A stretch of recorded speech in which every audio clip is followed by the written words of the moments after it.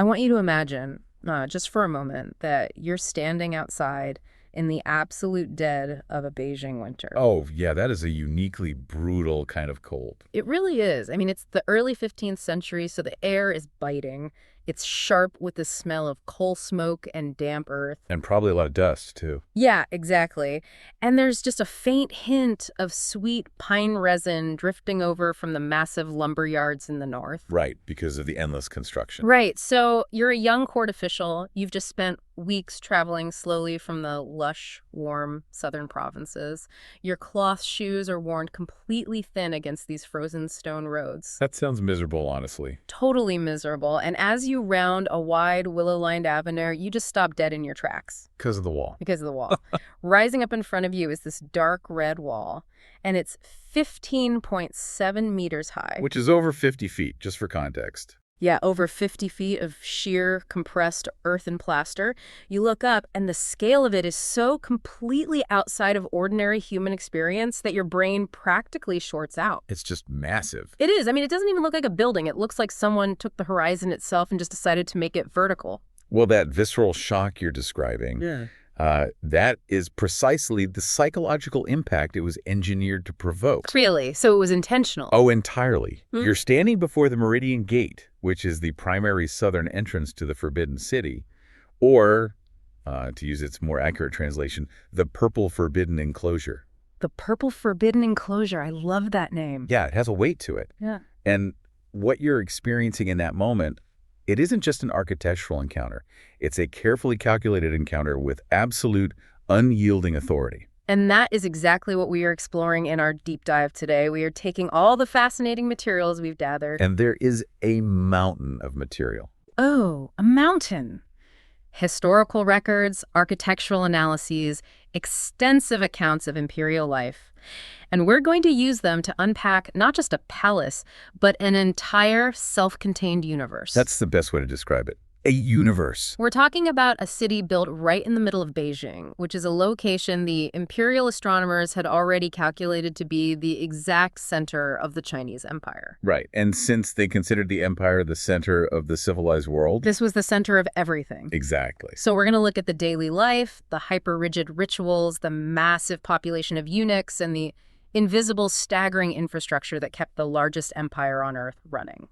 And I think it's crucial to understand from the outset that this space wasn't simply a lavish residence where an emperor just happened to sleep. Right. It wasn't just a big, fancy house. Not at all. It was a physical manifestation of the Chinese cosmic order. I mean, it was a machine designed quite literally to hold the universe in balance. Yeah. The architecture itself was a tool of statecraft. The numbers alone are almost impossible to wrap your head around. I mean, the complex covers roughly 720,000 square meters. Which is mind-boggling. It is, and it's surrounded by defensive walls 10 meters thick at the base and a moat 52 meters wide filled with this slow, dark water. And the rooms. We have to mention the rooms. Yes, my absolute favorite detail.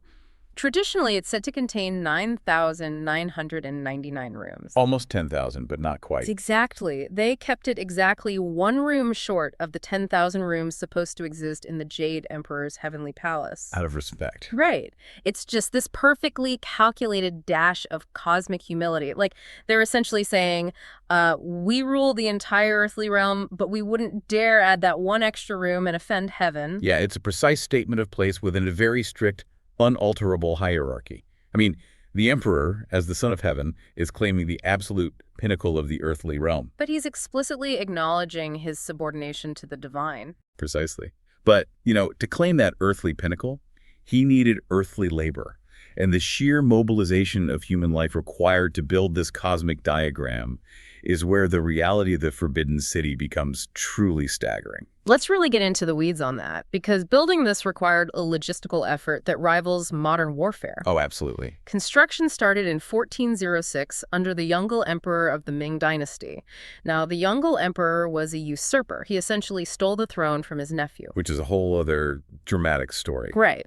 And he moved the capital from Nanjing up to Beijing, and so he needed to build something so unimaginably grand that no one could ever question his legitimacy. He needed a physical proof of his right to rule. Yeah.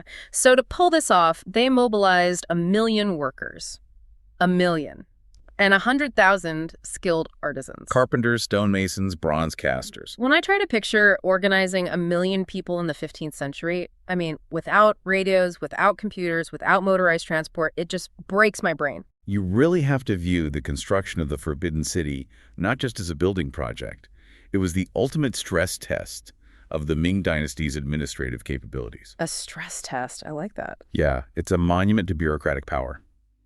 To understand how they did it, we have to look at how they sourced the materials, like the primary structural timber they used, which is called nanmu. Nanmu wood, right? Yes, it's an incredibly dense, aromatic hardwood from the laurel family.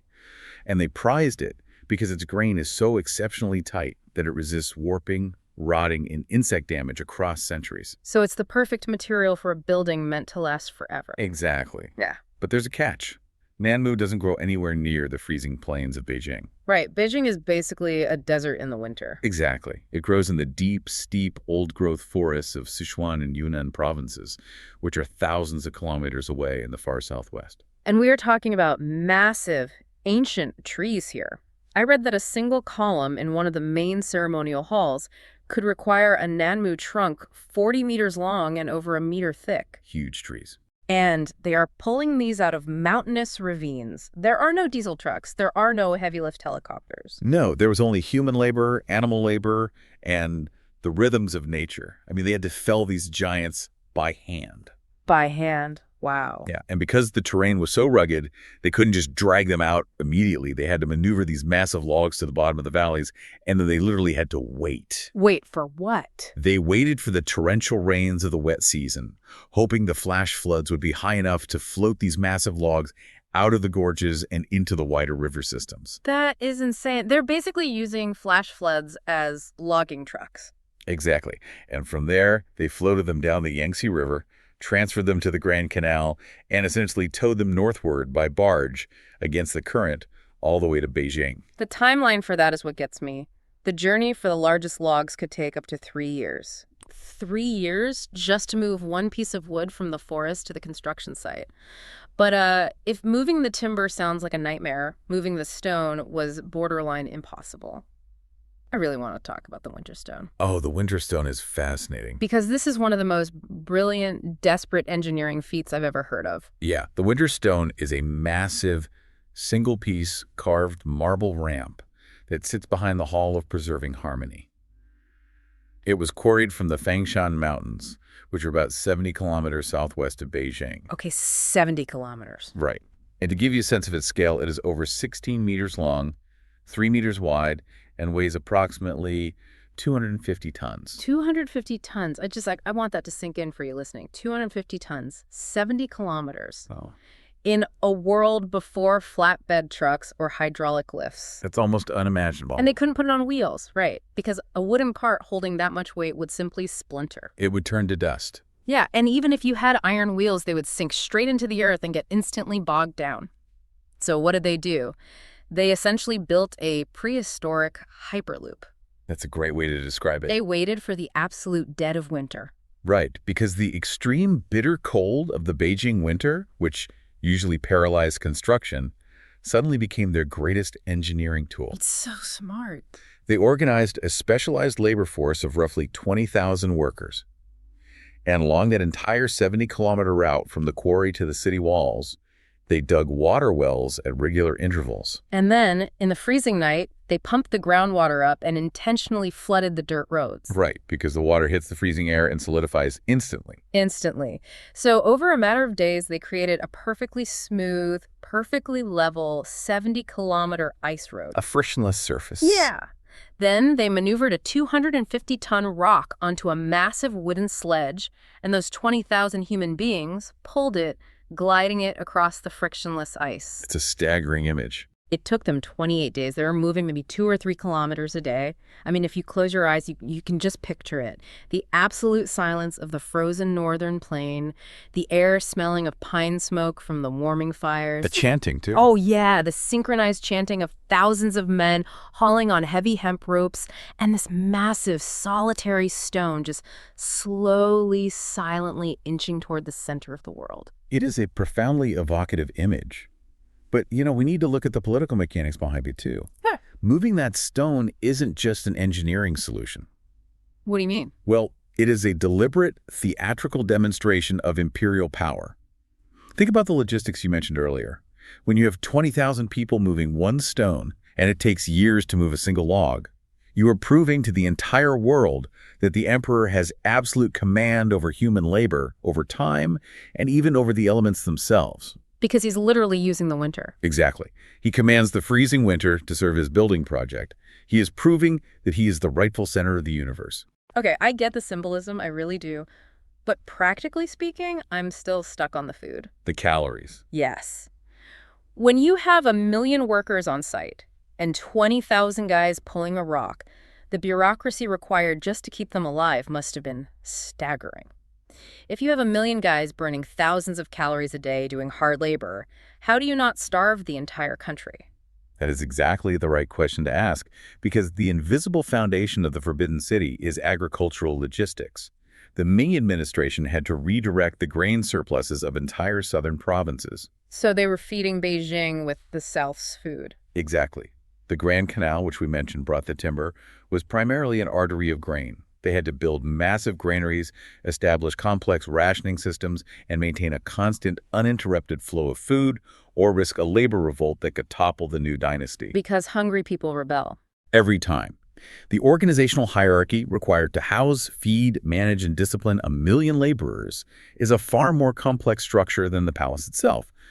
But earning that kind of absolute, unquestioned command required the emperor to be framed as something more than just a political leader. He had to be something bigger. He had to be the literal metaphysical center of existence. Which brings us to how the palace was actually designed to reinforce that idea, the cosmic blueprint. Right. When you look at pictures of the Forbidden City, the colors are so incredibly striking. The deep reds, the brilliant yellows. It's very easy to look at this from a modern perspective and think, oh, the architects just had a really bold aesthetic. They liked how red and yellow pop against the sky. Right, like it's a branding choice. Yeah, but this is an interior design. We aren't talking about paint swatches. It feels more like they were building a giant inhabitable circuit board for the universe. That is a phenomenal analogy. An inhabitable circuit board. Every single color, every shape, every spatial placement corresponded to the ancient Chinese system of 5 elements, or wuxing, and the 5 cardinal directions. So as a literal map of the cosmos? Exactly. These aesthetic choices were not decorative. They were physical manifestations of cosmological laws, strictly codified in architectural manuals like the Ying Zhao Fashi. Let's examine the massive defensive walls, for example. They are coded in a very specific red, known as Zhu Hong. Yeah, and it's not a bright, cheerful fire engine red. The accounts describe it as the deep, dark red of dried blood, or earth compressed under centuries of weight. It has a gravity to it. Precisely. In the wuxing system, red corresponds to the south, to the element of fire, and to the yang principle. Which is the masculine principle, right? Yes, the masculine, active, generative force of the universe. The meridian gate faces due south, inviting this powerful yang energy into the complex. And the materiality of those walls is astonishing. You mentioned they are 15 meters high. They have a core of rammed earth, but that deep red pigment isn't just painted on. No, it's baked into it. Well, it's achieved through multiple painstaking layers of plaster mixed with iron oxide, tung oil, and organic binders. I was reading about the application process, and it said there were up to 10,000 individual applications of plaster over the lifespan of these walls. 10,000 layers. Yeah. So if you walk up and press your palm against the wall today, you don't feel a smooth, painted surface. You feel a geological formation. You feel the faint, textured memory of all those layers pressed and smoothed and dried by human hands over hundreds of years. And resting above those immense, heavy red walls, you have the roof tiles. Imperial yellow glazed ceramic. The yellow roofs, they're so iconic. They are. In the cosmological system, yellow corresponds to the exact center, to the element of earth, and to the emperor himself. It was a capital offense for a commoner to put a yellow roof on their house, right? Like it was entirely monopolized by the throne. Absolutely. It was the exclusive prerogative of the imperial family. And the manufacturing of these tiles was a marvel of pre-industrial chemistry. They weren't simply painted yellow after firing. How did they do it? They were formed from a very specific iron-rich clay and then fired in specialized kilns at temperatures exceeding 1,000 degrees Celsius. Wow. This was hot enough to fuse a lead-based glaze, infused with iron and antimony oxides, directly into the molecular structure of the clay. So the color didn't sit on the tile, it existed within the tile itself. It was permanent. There's a detail about those roofs that I found deeply poetic. Because of the specific curvature of the tiles, when it rains in Beijing, you don't get that sharp, chaotic tapping sound of water hitting a flat surface. Acoustics, yes. The curves channel the water, gathering it into a smooth, heavy sheet, so the rain sounds like a low, continuous murmur. The water falls in a perfect, uninterrupted curtain off the eaves and down into the carved white marble drainage channels. They were literally engineering the acoustics of the weather. That harmony between form, function, and sensory experience is everywhere you look. And the color coding extended beyond just the emperor's halls. Consider the residences of the crown prince, situated on the eastern side of the complex. What color were his roofs? The tiles on his roofs were green. Green corresponds to the east, to the element of wood, to the season of spring, and conceptually, to growth and the future. Wow, so he's basically planted in the springtime zone. Exactly. It is the perfect metaphysical environment for an heir waiting to bloom. Conversely, certain northern buildings, particularly the imperial libraries, had black roofs. Because black means water. You got it. Black corresponds to the north, to the inn principle, to winter, and most importantly for a library, to the element of water, a symbolic protection against fire. It is a perfectly coded environment. Every direction has a meaning, a color, an element. But the absolute geometric heart of this entire 72-hectare complex, the true center of the center, is a relatively small building called the Hall of Union and Peace, the Jiaotai Dian. Yes, situated perfectly on the central north-south axis, right between the emperor's primary residence and the empress's primary residence. Conceptually, it aligned directly with the pole star in the night sky. Because the pole star doesn't move. Right. The Chinese believed that the entire heavens revolved around the pole star, and therefore the earthly realm must revolve around the Hall of Union and Peace. Let's step inside one of these major halls, because the interiors are just as intensely engineered as the exteriors. The Hall of Supreme Harmony is the largest wooden structure in China. It is where the most critical state ceremonies happened. The most important room in the empire. Yeah.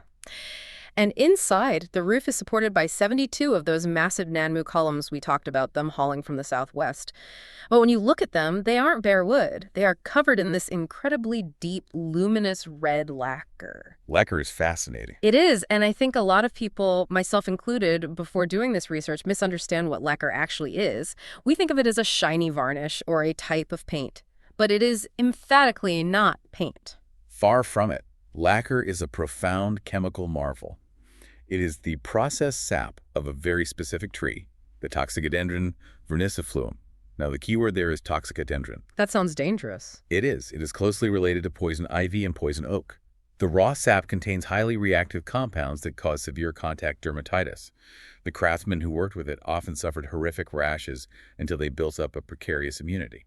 So they are harvesting this incredibly toxic sap, purifying it, and applying it to these massive columns. Yes, and the drying process is what makes it unique.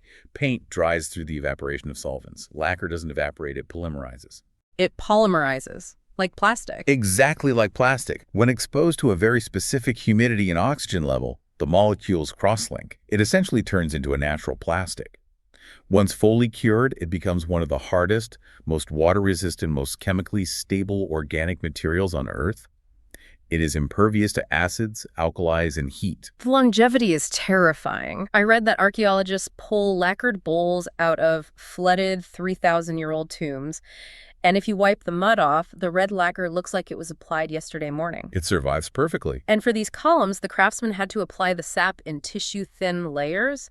They would apply a layer, wait days for it to polymerize in a humidified room, polish it, and apply another. They did this dozens, sometimes hundreds of times. It's unbelievable dedication. In the dim, filtered light of the Hall of Supreme Harmony, the deep red of those massive columns seems to almost generate its own internal light. But, we have to ask ourselves, why go to such extreme, labor-intensive, and frankly dangerous lengths?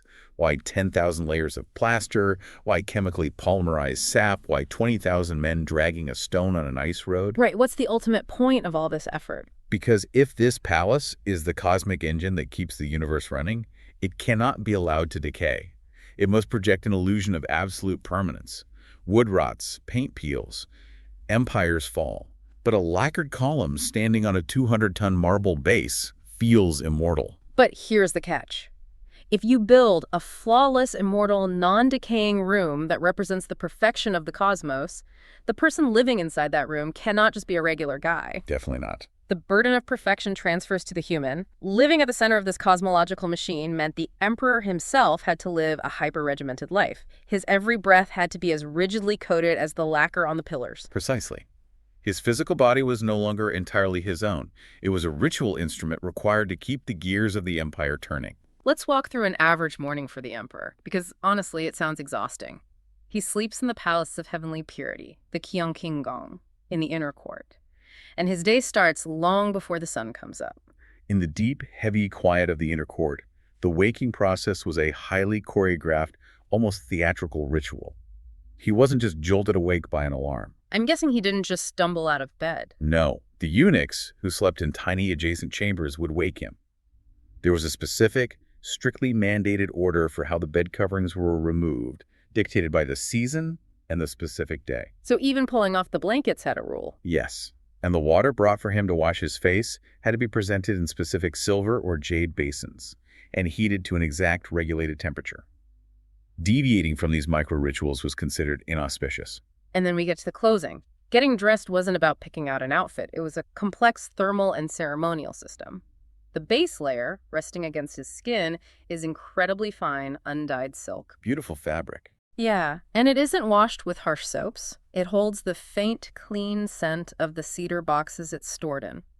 Over that, layers of heavier silk, then intricate satin, and finally, the outer ceremonial robe. Which was incredibly detailed. And he doesn't just look in the mirror and decide to wear the blue one today. The color, the embroidery, the specific dragon motifs, whether the dragon has 4 claws or 5, is entirely dictated by the specific ceremony he has to perform that day, the phase of the moon, and the season. He is literally dressing in the requirements of the universe. It's wild. His attire was a visual broadcast of the cosmic calendar. But the psychological weight of this morning routine reaches its absolute peak when we discuss the logistics of his meals. Oh, the meals are a whole other logistical mountain. This is the part that genuinely boggled my mind. Yeah. We all know monarchs ate well, but the scale of the imperial kitchen is absurd.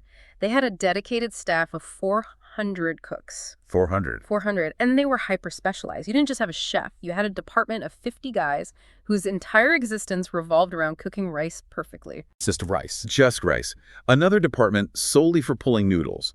The meat departments were subdivided. One for pork, one for mutton, one for game meats like venison or bear paw. The bear paw, yeah, very prestigious. Departments for seasonal vegetables, complex medicinal soups, intricate pastries. They even had a department whose only job, day in and day out, was sourcing the water and brewing his tea. And when it was time for the emperor to eat, the presentation was a military-level operation. They would present dozens, sometimes over 100 individual dishes simultaneously. 100 dishes for breakfast. Yes. The eunuchs would carry them in covered yellow boxes across the courtyards, maintaining the exact temperature. They were arranged on massive tables according to codified imperial household regulations. The placement of the soup relative to the rice wasn't up to the waiter, it was law. And he sits there, entirely alone. It's like running a sprawling, highly strung, Michelin-starred restaurant with hundreds of frantic staff, but you only have a single customer. A very lonely customer. And he eats in total, suffocating silence. A eunuch stands beside him. The emperor doesn't speak, he just silently points his gaze at a dish.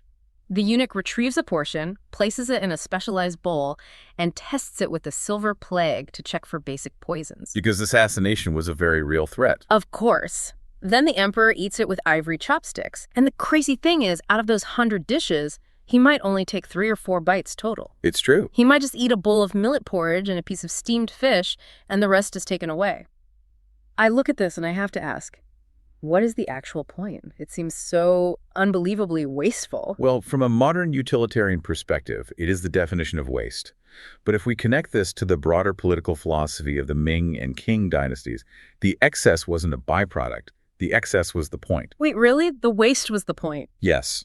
The meal was not designed around his caloric intake. It was a daily, physical demonstration of infinite abundance and perpetual readiness. It's a flex. Exactly. It communicated a vital political message to the thousands of people working in the palace. It said, the empire is so incredibly bountiful, the harvests are so strong, and the state is so entirely focused on sustaining its single point of connection to the divine, that it can produce a feast of unimaginable magnitude every single morning without breaking a sweat. I see. If the emperor only asked for a bowl of porridge, and the kitchen only made a bowl of porridge, it would imply that the empire's resources were finite. By producing 100 dishes, they proved the empire was infinite. He's not just eating breakfast. He's actively consuming the symbolic wealth of the nation. But to make that breakfast, to dress him, to carry the yellow boxes, to test the food for poison, to keep the entire 72-hectare machine running, you need people, a permanent, largely invisible army of workers. I want to shift gears and talk about the people trapped inside the walls with him. The human infrastructure. Right, because the Forbidden City was strictly divided into two realms, wasn't it? Yes, the outer court, which was the domain of men and state governance, and the inner court, the residential labyrinth. The inner court was governed by a rigid, inescapable social hierarchy. The emperor, naturally, was at the center, but the empress had her own domain. Where does she live? She lived in the palace of earthly tranquility, the Kunningang.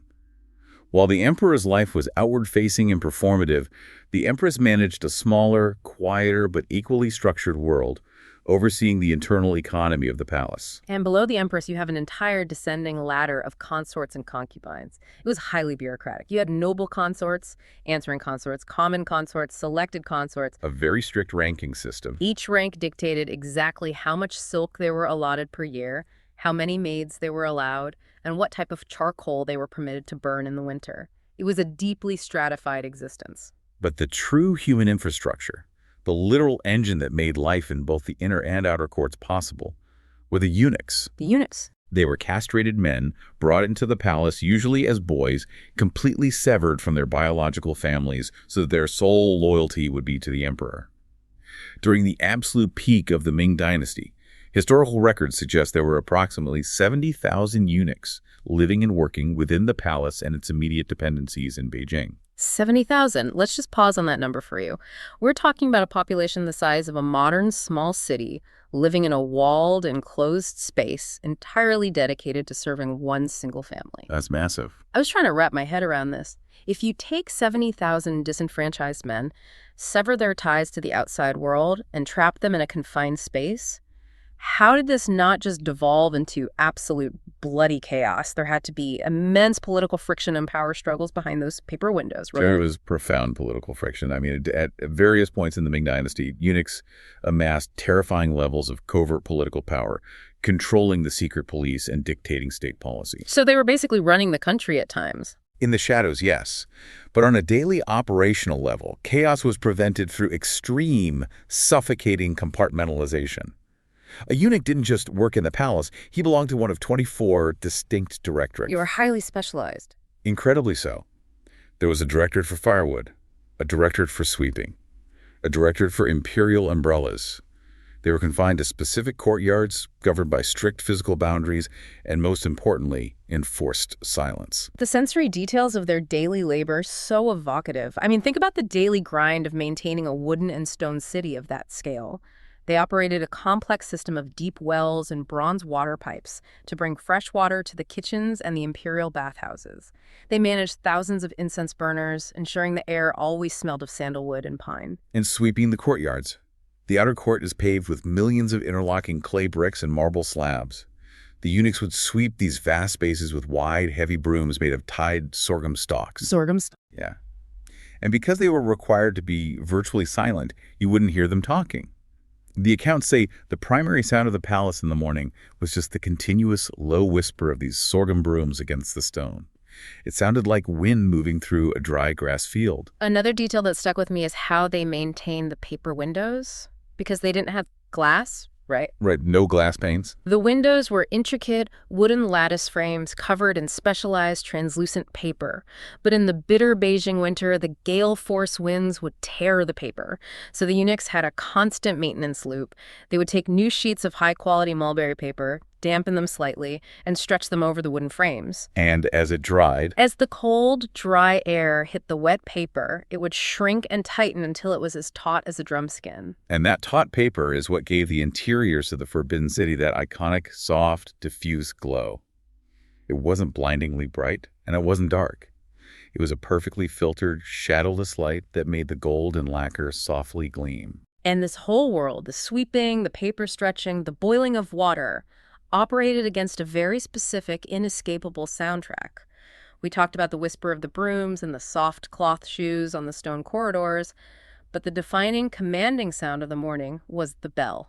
Yes, the great bronze bell, housed in the bell tower, situated just north of the city walls. Before dawn, it was struck 108 times. 108. That's a sacred number in Buddhist teaching, representing the 108 mortal afflictions or earthly desires that a person must overcome, right? Striking the bell is meant to drive them away. That is the spiritual justification, yes. But practically, it was the heartbeat of the administration. The sound of that massive bronze bell was so incredibly deep and resonant that you didn't just hear it, you felt the vibration in your chest. A physical sound. Exactly. Each strike reverberated, and before the sound could decay, the next strike would overlap with it, creating a slow, rolling wave of sound that washed over the entire 72 hectares. Imagine the psychological conditioning of that. Every single day of your life, whether you are the emperor, a noble consort, or a low-ranking sweeping eunuch, you wake up to a sound vibrating in your ribcage, dictating your exact movements for the day. You can't ignore it.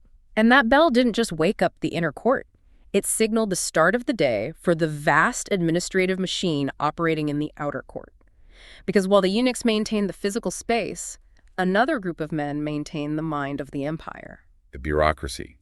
We must remember that the Forbidden City was the ultimate, centralized bottleneck of power for the largest economy on the planet. So everything had to pass through there. Everything. Every tax quota from the southern rice provinces, every military dispatch from the northern borders, every major judicial death sentence had to physically pass through this space to be ratified. Near the Meridian Gate, you had the Grand Secretariat.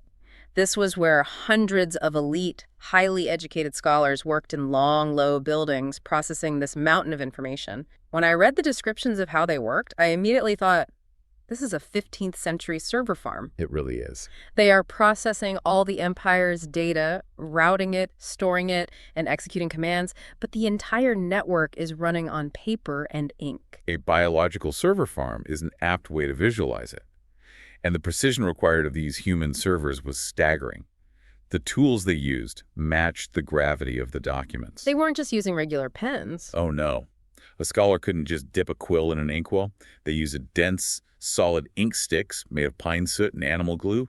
They had to grind these sticks against carved, sleet ink stones, adding just 2 or 3 precisely measured drops of water to achieve the exact required viscosity. It's almost a meditation. They were trained to hold the inkstick perfectly perpendicular, grinding in small, constant meditative circles. And their brushes.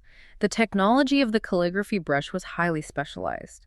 They had tiny, rigid brushes made of weasel hair capable of drawing a perfectly uniform 1-millimeter line for writing microannotations on financial ledgers. Incredible detail. And they had massive, soft brushes made of sheep's wool for writing a single commanding character 30 centimeters square on an imperial edict.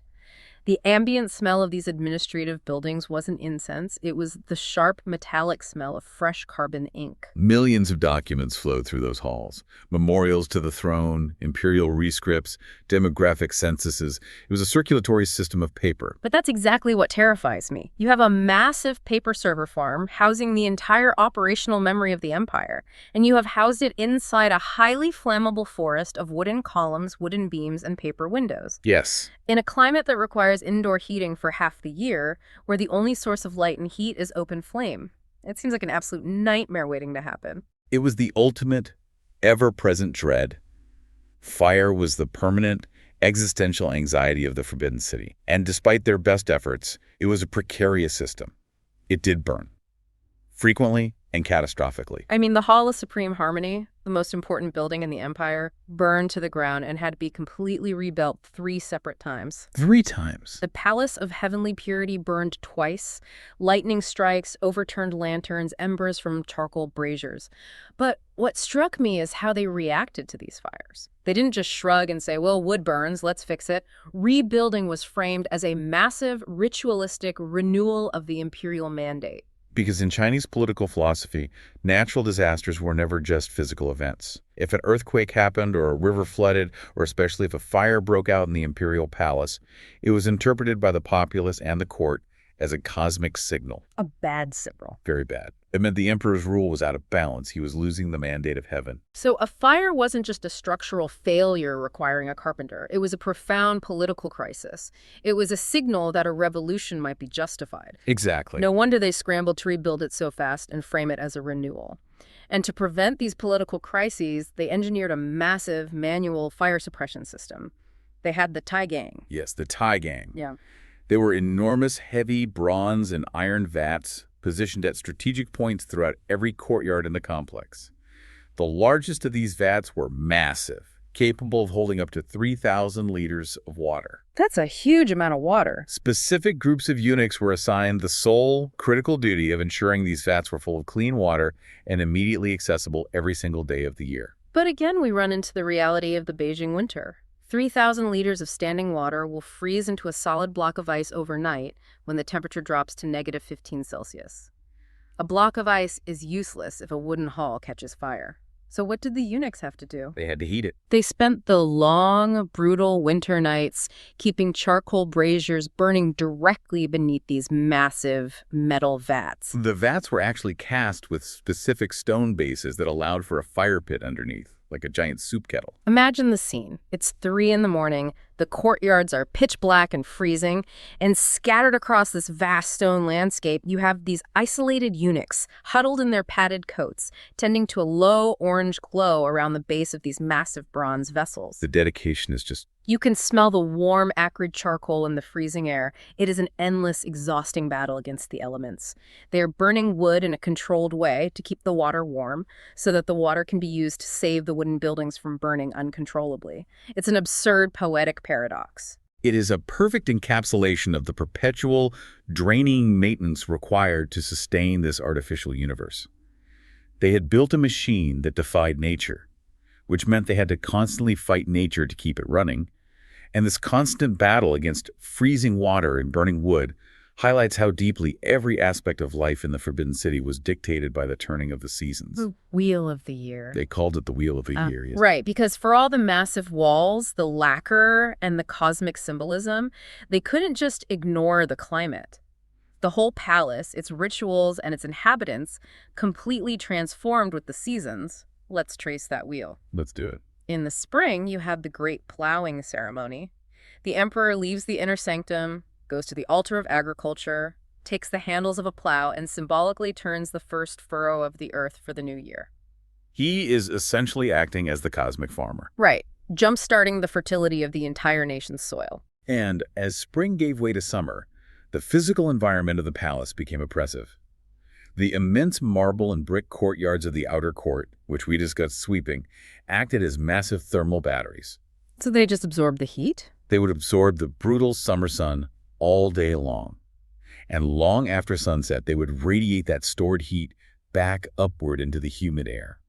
Accounts describe a warmth in the empty courtyards at night that feels almost bodily, almost alive, making the air thick and difficult to breathe. And then autumn brings relief, and with it, the Mid-Autumn Festival. This is where the sensory details get really beautiful. They would set out massive tables in the courtyards with offerings of round mooncakes, persimmons, and fresh pears. A celebration of the harvest. And there's this optical illusion that occurs. Under the bright light of the harvest moon, the imperial yellow glazed tiles on the roofs lose their gold color and reflect the moonlight perfectly, turning a shimmering silver. Oh, wow. It made it look like the changing of the season had physically repainted the entire city overnight. A fleeting moment of ethereal beauty. But it is quickly chased away by winter. Winter in Beijing, as we've established, is brutal. But the residents of the inner court weren't freezing. The architects had implemented highly sophisticated underfloor hypocaust heating systems. Wait, like the ancient Romans used in their bathhouses? Very similar in principle. They constructed deep, brick-lined pits beneath the paving stones of the main residential halls. Eunuchs would build slow-burning charcoal fires in these exterior pits, and the hot air and exhaust gases would be drawn through a network of hollow flues running directly beneath the floorboards before venting out through cleverly disguised chimneys. The thermodynamics of that are brilliant. It provides a radiant heat. The warmth would start at the feet and slowly, thoroughly permeate upward into the room. It was a very still, heavy kind of heat, completely draft-free. Which is much better than a blazing fireplace. While the emperor sat on a warm floor inside, the eunuchs would be outside, moving through the frosty courtyards in heavy, padded cotton robes, their breath visible in the air, carrying the ash away and bringing fresh charcoal. To escape the sheer scale of the architecture, particularly in the harsh seasons, the imperial family utilized the imperial garden, the Yuan, located at the very northern end of the central axis, right behind the emperor's residence. But we must be careful not to conflate this with a Western concept of a natural park. Yeah, reading the descriptions, it doesn't sound like nature at all. It sounds highly manicured, highly controlled. It's essentially a bonsai tree scaled up to the size of a courtyard. It was a miniature perfected cosmos. It was absolutely not a wild space. Every tree, every rock, every pathway was designed according to strict principles of geomantic harmony and feng shui. They had these ancient cypress trees, some of them already hundreds of years old during the Qing dynasty, with bark the color of aged, twisted iron.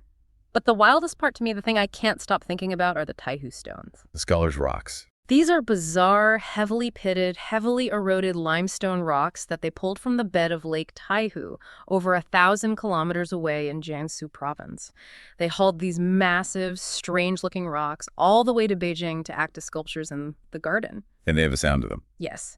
And the accounts say that because the water has carved all these intricate, hollow caves through the stone, when the harsh winter wind blows through them, it produces a low, sustained, moaning tone. It sounds like a giant, mournful stone flute. It creates a deeply haunting auditory landscape. But your observation about it being manicured perfectly illustrates the underlying reality. It is a deeply controlled, enclosed environment. The absolute best of the outside world was funneled inward. All the best stuff. Exactly. The most exotic tribute foods, the warmest furs, flawless jades, the finest silks, and these musical stones. But the emperor himself almost never ventured out to see the world that provided them. And that leads to a massive pushback I have against this whole perfected cosmos narrative. It sounds incredibly beautiful on paper. The smell of cedar, the sound of the stone flutes, the warm underfloor heating, the silk robes. But it also sounds unbelievably, crushingly isolating. It really does. You are surrounded by 70,000 people who aren't allowed to speak to you freely. You eat 100 dishes in silence. You never leave the walls. Isn't this cosmic center really just a massive, incredibly well-decorated gilded cage? You've hit on the central tragic paradox of the Forbidden City. The massive 15-meter-high walls were undoubtedly designed to keep the chaotic, unpredictable world out. Right. But they functioned equally well at keeping the emperor in. He couldn't just leave. He couldn't. He was the vital, irreplaceable central gear at the heart of a clockwork universe. And what happens if a gear leaves its post? The entire machine grinds to a halt. The political and cosmic systems required him to remain exactly where he was. His extreme physical isolation, his confinement within these endless repetitive rituals, was the agonizing price he personally paid to maintain universal order. I just picture him sitting at his heavily carved desk late at night. The hypocaust floors are radiating heat. He can hear the faint whisper of a eunuch sweeping the courtyard outside. He can hear the wind moaning through the taihu stones. The entire 72-hectare palace is slowly breathing around him, and he knows that he is the single, lonely point of gravity holding the entire empire together. It's an immense burden. It's a terrifying amount of pressure. But, as with all empires, eventually the clockwork stopped. After 500 years of functioning as a closed, perfect system, the doors were finally violently forced open. The transition from the absolute center of the universe to a public museum is one of the most stark historical pivots of the 20th century. The mechanism finally broke in 1912. 1912. Following the Jinhai Revolution, which overthrew the imperial system entirely, the last emperor of the Qing dynasty, Puyu, officially abdicated the throne. He was only 6 years old. Think about the psychological whiplash of that. You are a 6-year-old boy. You have been raised by eunuchs to believe you are a living god, the center of the cosmos. And suddenly, some men in military uniforms hand you a piece of paper that says you are unemployed. That your entire world is a lie. The dynasty is over. But the bizarre part is he didn't leave right away, did he? No, the new Republic of China government brokered a very strange arrangement. He was stripped of his political power, but he was permitted to remain living inside the inner court. Just living there. For 12 years, from 1912 to 1924, he lived as a kind of ghost of the empire. He grew into a teenager wandering the decaying halls, still attended by a dwindling number of eunuchs, still performing hollow rituals, while a modern republic modernized Beijing right outside the walls. It's like a Twilight Zone episode. He's trapped in the cosmic machine, but the machine has been unplugged from the wall. Finally, in 1924, a warlord who had taken control of Beijing decided enough was enough and ordered his immediate expulsion. It was a very abrupt end. Puyi packed a few bags, walked out of the gate of divine might in the northern wall, and stepped onto the streets of Beijing as an ordinary citizen. That visual is deeply profound. Over 5 centuries of unquestioned godhood, ending with a young man quietly walking out the back door into the chaotic reality of the 20th century. The following year, in 1925, the gates were opened to the public, and the Forbidden City officially became the Palace Museum. And now millions of people go there. Today, it sees an astonishing 17 million visitors a year. People walk where only the Son of Heaven was allowed to tread. The emperors are gone. The 70,000 eunuchs are gone. The bureaucracy is gone. But here's the thing that absolutely blew my mind at the very end of our research. The human software is gone, but the physical hardware they built is still performing flawlessly. I want to talk about the plumbing. Oh, the civil and hydraulic engineering of the complex is a masterpiece that is rarely appreciated. When the architects lay out the 72 hectares in the early 1400s, they built the entire city with a deliberate, almost imperceptible north-to-south slope. So it's slightly tilted. Across the entire length of the complex, there is a gradual grade drop of about half a meter. So when the torrential summer monsoon rains hit Beijing, the water crashes down on those massive glazed roofs, flows into the courtyards, and hits millions of paving stones. Because of that half-meter grade, gravity takes over.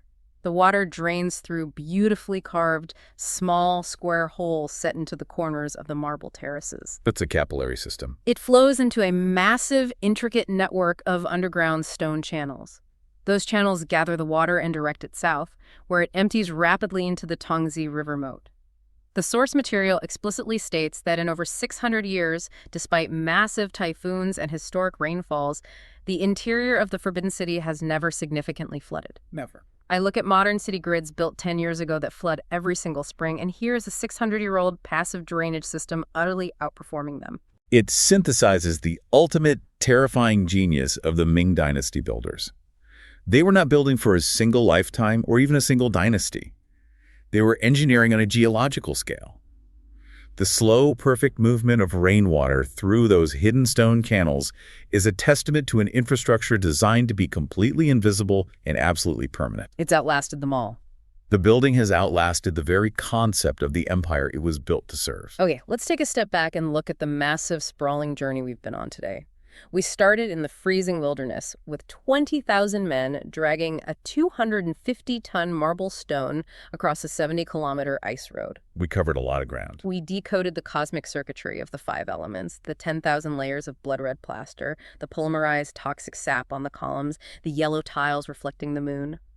We watched 400 cooks prepare a 100-dish breakfast that was entirely about projecting political power. The silence of that meal. The silent meal.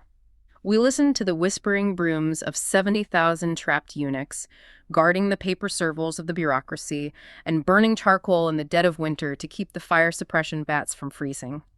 And finally, we saw a teenage boy god walk out the back gate, leaving behind a stone and wood machine that still drains rainwater perfectly 6 centuries later. It is a staggering accumulation of human presence and human effort.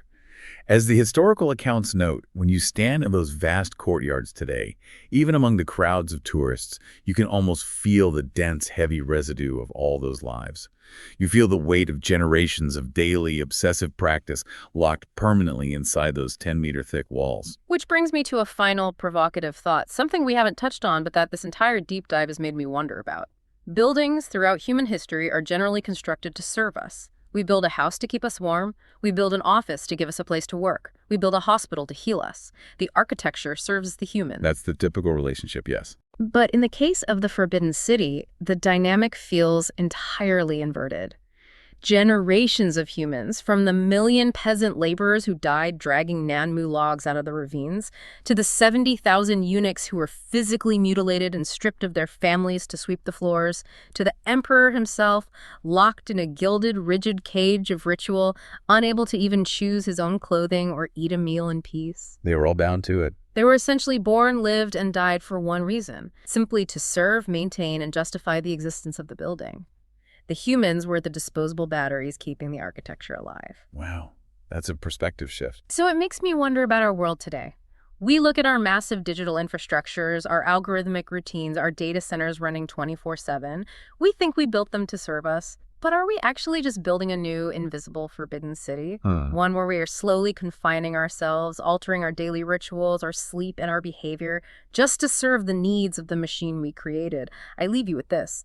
When you look at the systems that surround you, which is the master and which is the servant, A profoundly unsettling and important question to ponder, especially as we imagine that ancient palace tonight, standing empty in the dark. The massive nanmu beam slowly expanding in the cold air, the stone flutes catching the wind, the entire complex breathing quietly, patiently waiting for tomorrow. sweet dreams.